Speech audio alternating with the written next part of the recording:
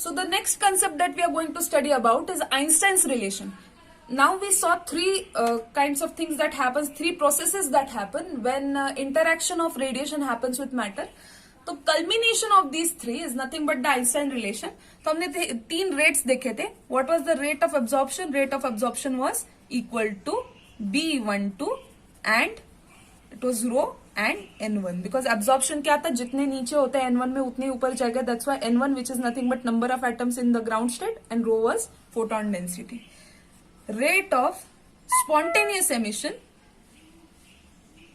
was equal to A21 into rho. Not rho because spontaneous emission, no photon is needed. And rate of stimulated emission ST is equal to, it was B21 into rho. तो देखो हमें पता है जितने absorb होने उतने जितने atoms are getting absorbed, the atoms that are getting absorbed and going from lower level to higher level वो सारे के सारे नीचे आएंगे ही. Either they would come by stimulated emission or spontaneous emission. मतलब क्या होगा, बेसिकली यहां से absorb होके जितने atoms are going to excited level, all of them are going to return back to ground level. So we can write rate of absorption is equal to rate of spontaneous emission plus rate of stimulated emission. मतलब this is nothing but absorption. म्हणजे जे atoms जो atoms नीचे से ऊपर गए थे from E2 to E1 to E2 है ना. So E1 to E2 में जाने वाले absorb होने वाले atoms is nothing but total number of atoms. सोचो 10 absorb हुए तो उसमें से कुछ some of them would come down by the process of spontaneous emission and some of them would come down by the process of stimulated emission. Put in the values of these three equations. What do we get? We get B12 N1 rho is equal to A21 N2 plus B21 N2 rho. Okay, we can rearrange this. तो rearranging this हम क्या करेंगे? We'll just shift this B21 N2 rho towards LHS and take rho common. तो देखो rho common ले लिया. So what remains is B12 N1 minus B21 N2 equal to A21 N. Okay. इसके बाद क्या करेंगे? We'll just write it in the form of rho which is nothing but photon density. तो rho क्या हो जाएगा? पूरा का पूरा ब्रैकेट नीचे आ जाएगा. What do we get? A21 N2 okay upon whole bracket B12 N1 minus B21 N2. Okay. इसके बाद क्या करेगा? What we'll do is we divide all of these by B12 N2. क्या करेंगे? न्यूमरेटर और डिनोमिनेटर को डिवाइड करेंगे by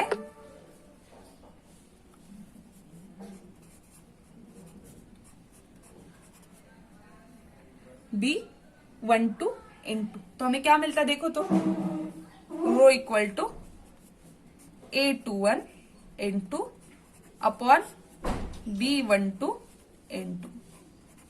similarly denominator भी क्या होगा?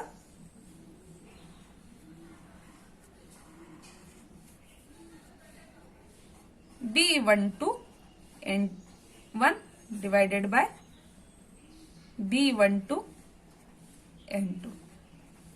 Okay, minus B21 N2 divided by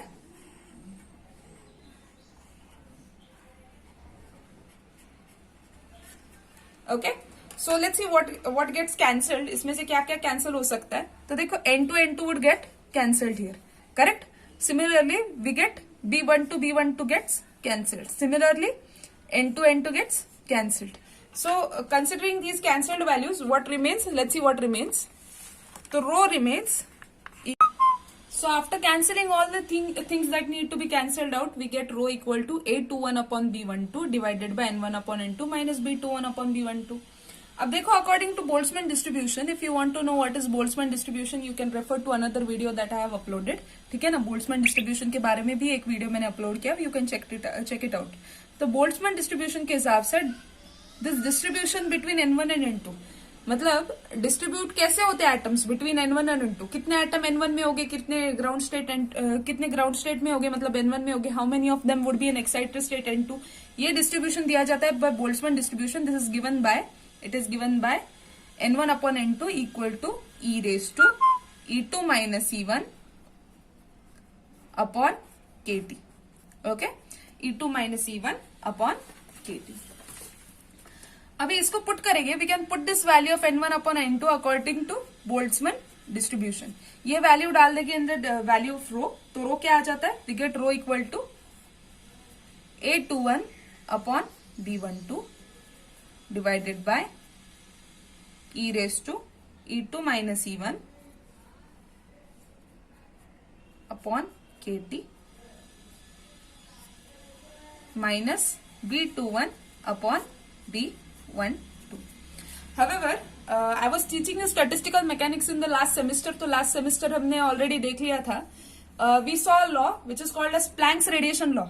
Planck's ने ब्लैक बॉडी से कैसे रेडिएशन दिखते हैं उसके लिए एक लॉ देके रखा है, which gives rho equal to 8 pi h nu cube mu cube upon c cube divided by e raised to E2 minus E1 upon KT minus 1। अभी इन दोनों को कंपेयर करके देखो, this is law given by Planck's radiation law for black body जो हमने study किया था statistical mechanics में। Compare it with this equation that we got by studying Einstein's relation. तो देखो ये लॉज को कनेक्ट करके रिलेशन को रिलेट करके हमें क्या मिलता है, we get A21 upon B12 की जगह पे देखो क्या है, so we get A21 upon B12 equal to, we get this relation. Compare करके देखो A21 न्यूमरेटर में क्या है, A21 upon B12, we have got this in numerator, तो we get this first relation. And another relation देखो यहाँ पे B21 upon B12 की जगह पे क्या है, कंपेयर करके इन दोनों को we get B21 upon B12 equal to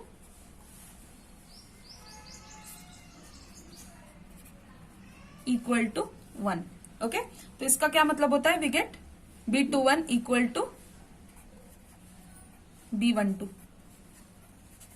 okay, by comparing this equations what do we get, इन दोनों को इक्वेशंस को कंपेयर करके what do we get, this is one relation, इसको बॉक्स करना है because this is one of the Einstein's relation. ये B21 equal to B12 इसको बोलते हैं first Einstein's relation.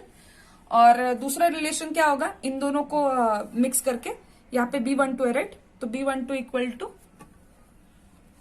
just shift it here, so we get A21। So this is another Einstein's relation, यही हम find out कर रहे थे। So this is one of the Einstein's relation and this is B21 equal to B12 is another Einstein's relation. So that was our topic, alright।